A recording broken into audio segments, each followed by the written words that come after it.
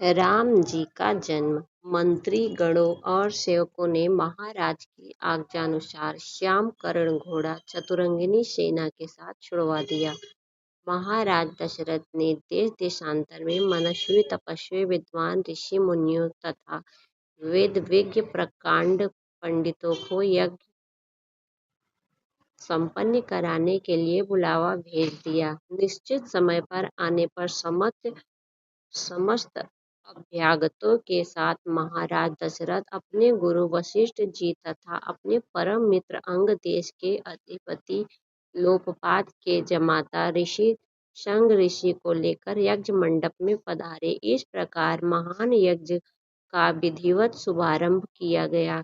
संपूर्ण वातावरण वेदों की ऋषियों के उच्च स्वर में पाठ से गूंजने तथा समिधा की सुगंध से महकने लगा। समस्त पंडितों ब्राह्मणों ऋषियों आदि को यथोचित धन धान्य गौ आदि भेंट करके सादर विदा करने के साथ यज्ञ की समाप्ति हुई। राजा दशरथ ने यज्ञ के प्रसाद चरा को अपने महल में ले जाकर अपने 3 रानियों को वितरित कर दिया। प्रसाद ग्रहण करने से परिणाम स्वरूप परमपिता परमात्मा की कृपा से तीनों रानियां गर्भ धारण किया।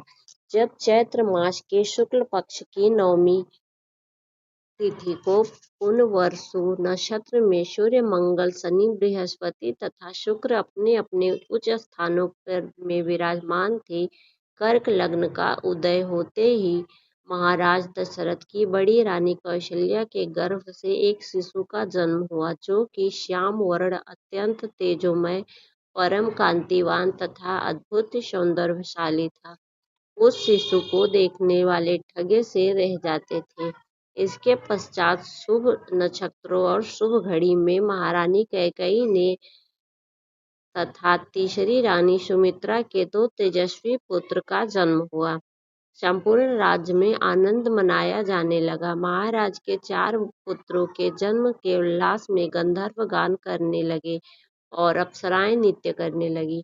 देवता अपने विमानों में बैठकर पुष्प वर्षा करने लगे। महाराज ने उन्मुक्त हस्त से द्वारराज पर आए हुए भाटचारण तथा आशीर्वाद देने वाले ब्राह्मणों तथा याचकों को दान दक्षिणा दी।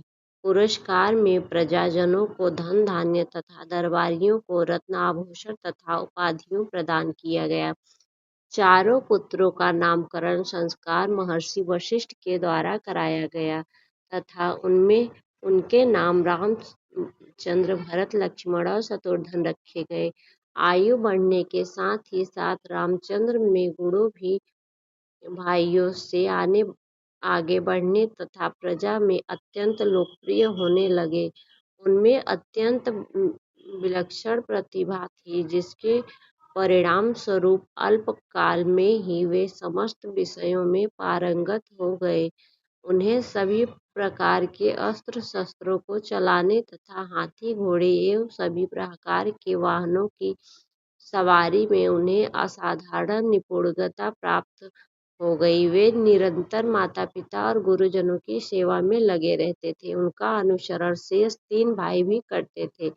गुरुजनों के प्रति जितनी श्रद्धा भक्ति इन चारों भाइयों में थी, उतना ही उनमें परस्पर प्रेम और सौंदर्य भी था। महाराज दशरथ का हृदय अपने चारों पुत्रों को देखकर गर्व और आनंद से भर उठा था। जय श्री राम।